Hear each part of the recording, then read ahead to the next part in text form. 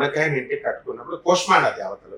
నవదుర్గల్లో ప్రథమం శైలపుత్రేతి, ద్వితీయం బ్రహ్మచారిణి, తృతీయం చంద్రఘంటేతి, కూష్మాండేతి చతుర్థకం. కూష్మాండ దేవతని మనం పూజ చేస్తాం. అలాగే దిష్టి పట్టినటువంటి ఇంటికి మనం గుమ్మడికాయ, సూర్య గుమ్మడికాయతో, ఎర్ర గుమ్మడికాయతో హారతిస్తాం. అలాగే గుమ్మడికాయను పగలగొట్టి అటొకటి ఇటొకటి వేసి పసుపు కుంకాలు వెయ్యాలి. అంతేకాదు నింబు బలి ఇవ్వాలి. నిమ్మకాయలు 11 తీసుకుని వాటిని నిమ్మకాయని గడప గడప దగ్గర మనం కట్ చేసి పెట్టాలి.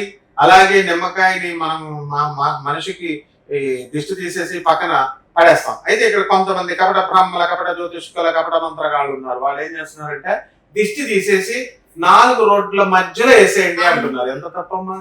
అంటే తప్పితే వాళ్ళకి వస్తుంది.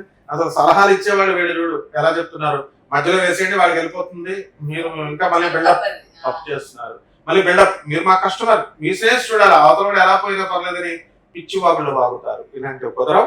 మనము ఏ చెట్టు దగ్గర ఎక్కడ తొక్కని చోట వేయాలి, లేదా నీళ్ళల్లో నదుల్లో వాటిలో వేయాలి. దానికి కూడా నేను ఒక ఎగ్జాంపుల్ చెప్తాను. నేను స్టూడెంట్ ఏజ్ లో బాంబే జుహూ బీచ్ లో మనకి మన ఇస్కాన్ టెంపుల్ ఉంది. జుహూ బీచ్ లో ఒక గురువు గారు ఏం చేస్తున్నాడు, ఒక పంతులు గారు ఒక లైన్ లో 10 మంది నుంచో పెట్టి ఇలా దిష్టి తీస్తున్నాడు కొబ్బరికాయతో, పీచు వాళ్ళని కొబ్బరికాయతో తీసేసి ఏదో గొయ్యి తీసి ఇసుకలోనే పాతున్నాడు. వాడు ఏం చేస్తున్నాడో చూడాలని యాంగ్జైటీ కదా మనకి.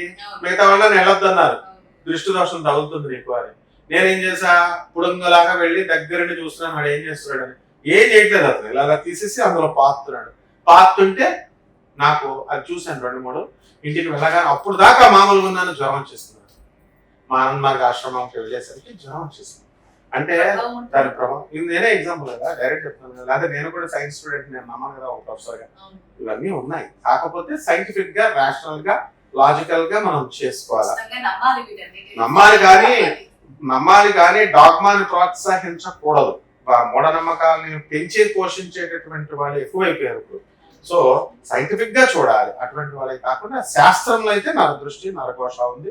దీనికి పరిష్కార మార్గం ఇంటికి, ఒంటికి ఇదేనమ్మా. మనిషికైనా, పశువుకైనా, ఒంటికి, ఇంటికి కూడా ఇదే మార్గం పరిష్కారం.